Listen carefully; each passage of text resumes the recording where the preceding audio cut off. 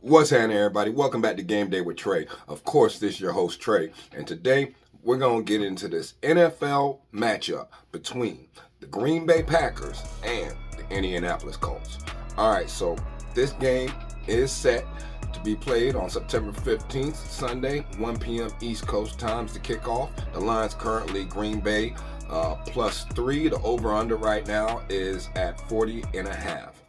All right, so let's go ahead and let's talk about these two teams real quick and what they did last week. All right, now the Colts faced off against the Houston Texans in the first game of the season last week, and they were super competitive, guys. I mean, they fought all the way down to the end, but they ended up falling short. Now, they scored 14 points in the fourth quarter, but they ended up losing 29-27. Anthony Richardson only threw 19 passes, but he did finish with 212 yards, 2 touchdowns, and 1 interception. He also finished with 6 carries for 56 yards and a touchdown. Alec Pierce had a huge game, catching 3 passes for 75 yards and a touchdown. Now, the offense was fine, but the defense was a major issue. They allowed C.J. Stroud to throw for 234 yards and 2 touchdowns. The defense was also awful against the run, allowing Joe Mixon to rush for 159 yards. Now, of course, we know that was a division rivalry game, you know what I mean, and a heck of a way to start off a season, all right, against a quality opponent. So you got to understand, or at least take that into account, all right? Now, the defense needs to do a couple of things, all right? They need to stop the run first, and they need to try and create a couple of turnovers to make life easier on the offense. Now, let's talk about the Packers and their current state. Not only did the Packers lose the first game of the season in Brazil to the Philadelphia Eagles, but they also lost Jordan Love to an MCL injury. Before getting hurt, Love had completed 17 of his 34 passes for 260 yards, 2 touchdowns, and 1 interception. Malik Willis came in and threw a Hail Mary, and he's going to be the starter here. Wow. All right, so Willis was drafted in the 3rd round to the Tennessee Titans back in 2022, but was given up on by the Titans when they went ahead and drafted Will Levis. I guess the young man wasn't developing fast enough for the likes of the team or whatever like that. Anyway, so the Packers really need him to have a huge game and a huge few games as they try to stay afloat. Now, in the first game, the Packers defense was terrible, and the defense is going to need to be a lot better against this high-powered Colts offense, guys, because this Colts offense is just littered with weapons all the way around the board. When you talking about Alec Pierce, you talking about Jonathan Taylor, you talking about Anthony Richardson, you talking about Michael Pittman Jr., Downs, if he plays, you know, they got a lot of weapons over there for the Colts, man, and this could be a long day, a long day for that Packer defense if they don't get it together. So in the first game, the Packers defense was terrible, like I said, and they definitely need to do better. The defense gave up 34 points, and the Packers did pick off Jalen Hurts twice, and creating a couple turnovers would really help their chances here, considering that they're coming into this game limping. All right, in the literal and figurative sense, guys. All right, so let's go ahead and let's look at this injury report real quick before I get a little bit deeper into the game, right? So notable injuries, of course, you know, for the Colts, DeForest Buckner is questionable with the back and at defensive tackle. And then you also have Pay, he's questionable with the hamstring. Of course, we know Blackman's out, and Downs is questionable. Oh, and Matt Gay's got a hernia. Okay, so that could also affect what's going to go on out there on the field. But we'll go ahead and talk about all that in a minute. Now, when you're talking about Green Bay, you know, you got Reed, he's questionable with the calf. Quay Walker, he's got the groin, and he's pretty much injured. Like, they don't know what's going to, like, you got Josh Jacobs, he's pretty much injured with the back. Of course, you got Jordan Love's questionable with the knee.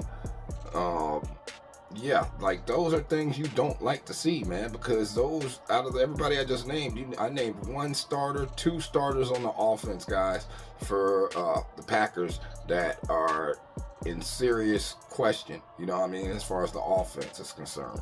And on the defense, like, one of their main dudes is Quay Walker, man. Like, I don't know. These things do add up, guys. So let's go ahead and let's talk about this matchup. So through 1 week, okay, the Colts have scored 27 points and the Packers have given up 34 points. So that would make the Colts the number 11 offense in the NFL versus the Packers number 29th total defense against as far as opposing points allowed per game after 1 week. You know, that's 34 points. Wow. But we already knew there was going to be a lot of points scored down there in Brazil, guys. Like, let's be clear about that, especially for the first game of the year.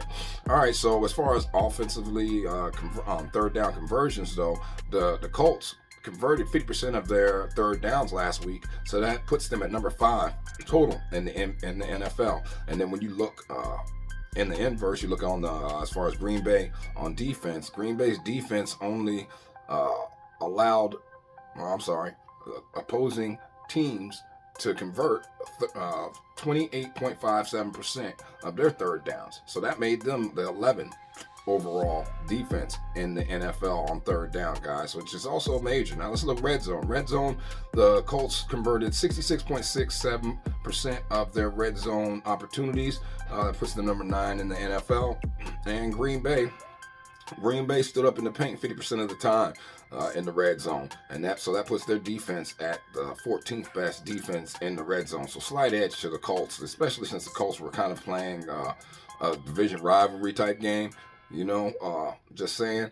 Now let's look at at Green Bay's offense versus the Colts defense. And remember, this is with Jordan Love. This is not with Malik Willis, right? So they scored 29 points last week. That put them in the number 7 offense in the NFL versus the Colts defense gave up 29 points last week. So that puts them at the number 25 total defense in the NFL as far as opposing points scored per game. If you look at third downs, Green Bay was able to convert 27.27% of their third downs. That puts them at a putrid number 24th in the NFL as far as converting third downs. And then when you look at the Colts allowed 50% of the third downs to be converted last week. So that puts them at the 25th worst defense on third down. Now, red zone, the Green Bay only scored 25% of the time that they reached the red zone. So that puts them in the number 24 total offense. And that's with Jordan Love, starter out there, guys, not Malik Willis, right? But the Colts gave it up 100% of the time. If you get to the red zone against the Colts last week, then you scored. But remember, that is against C.J. Stroud, okay, and a division rival. You know, so that put them at the worst defense and tied for the worst defense against opposing offenses in the red zone in the NFL, guys. All right, so we know that we're going to have different starters out here, so we know it's going to be a kind of a different game, at least for Green Bay, and how they're going to have to play it. But we also know that Colts offense is going to be out there, right? And the last 10 times that the Colts have been out there on the field, they're 6-4 straight up, 6-4 against the spread, and 6 to the over, 4 to the under. And this goes back to last season, guys. All right. Now, if you're looking at the last 10 times that Green Bay was out in the field, they're 6-4 straight up, 6-4 against the spread, 8 to the over, 2 to the under. So it has not been much defense being played out there for Green Bay in the last 10 times they've been on the field, guys. And to be honest with you, the only time it went under is when they played the San Francisco 49ers in the playoffs, and when they played the Chicago Bears right before the playoffs at the end of the season, guys. So definitely understand that defense ain't been biting like they're supposed to out there, man. And that means a lot. Okay, now I understand a lot of that goes back to injuries and stuff like that they had at the end of the season last year. But at the same time, man, come on, we got to understand that defense has got to be played one way or another. And they have not been playing much. Now, when we're looking as far as these two teams head up, even though most of these players weren't even on the team, but it's just so you get a little background history. The Colts do run this series 3-1, and they're 3-1 against the spread, and it's been 4 to the over, no unders, and all 4 of the times that these two teams have matched up, guys. And that's from between 2008 to last time they met was back in 2020, November 22nd. The score was 34-31. Went over the 52. All right, so let's go ahead. Let's take another look into this matchup real quick. Let's talk about some trends. So the Colts have hit the first quarter game total over in 14 of their last 20 games, whereas Green Bay Packers have hit the team total over in 9 of their last 11 games. The Green Bay Packers have hit the fourth quarter game total under in 11 of their last 15 games. Now, the Colts have hit the fourth quarter game total under in 7 of their last 8 away games. Just take that into account now. All right, now the Green Bay Packers have also scored last in 7 of their last 8 games at home, whereas the Colts have hit the game total over in 13 of their last 20 games. The Green Bay Packers have also covered the third quarter spread in 11 of their last 16 games. All right, the Colts have hit the money line in 6 of their last 9 away games, and the Green Bay Packers have hit the third quarter money line in 12 of their last 19 games.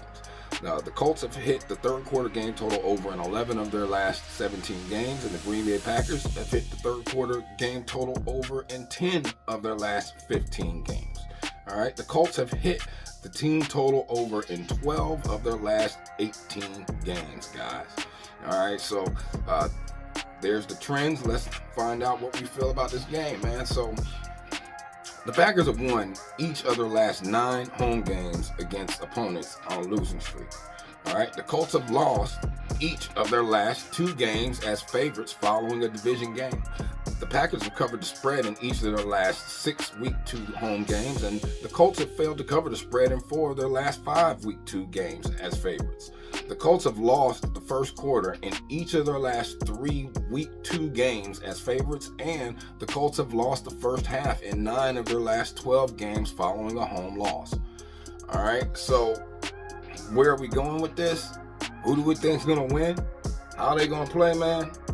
I'm going to be honest with you. It's a lot of people are going to wrestle with this one, talking about it's a scary bet to go this way or a scary bet to go that way because you ain't got no Jordan Love, and Josh Jacobs is questionable with that back injury, and you got a lot going on in this game. Honestly, you do. Malik Willis will be starting for a team he's not really started for. He has a full week of reps under his belt, but at the end of the day, how much are they going to actually be able to execute? And then how much better has this young man gotten at throwing the ball? I remember him being very, very athletic in the backfield for the Tennessee Titans, and scooting around back there, and at times being able to get rid of that rock. But I mean, how much growth is he really going to have right now dealing with a new team, and a new offense? How much does he know? All right, versus a Colts team where I know what I got with the quarterback. I mean, look, I know Anthony Richardson ain't the best quarterback in the NFL, but he ain't the worst neither. You know what I mean? He ain't nowhere near the worst, man. And I know he can execute the offense. They can put up some points. I do have faith in this Colts defense to play a little bit better and take advantage of the fact that they're going against a quarterback that doesn't have a lot of experience. But same with Anthony Richardson, he don't have a lot of experience either, man. Don't forget, he did get hurt last year and have to go out with shoulder surgery. So, what am I leaning in this game? What do I like? I'm going to be honest with you. I'm going to take them Colts minus the 3 points if I'm going to play that. Now, I also like the game total to go over. I do think that 40 points is pretty low. I think that the Colts will put up some numbers in this game, to be honest with you, and Green Bay will score at least 10 to 14 points, so that could put this over. Yeah, I could rock with the over. I could lean to the over, but I'm definitely putting in the Colts minus the 3, man. But heck, what's the player prop I like for this one, man? Let's take a look real quick. Player prop I like as far as for the anytime touchdowns. Let's go with Jonathan Taylor. Anytime touchdown is plus 100 right now on Hard Rock, man. So I'll go with the Jonathan Taylor plus 100 anytime touchdown, guys, for the player prop guys out there, man. But I hope this helps y'all. I hope this gives you the ability to make an intelligent decision in this game. You know what I mean? Please have a blessed day. Stay safe. Like, subscribe, share, and I'm going to see you at the window, man. Peace.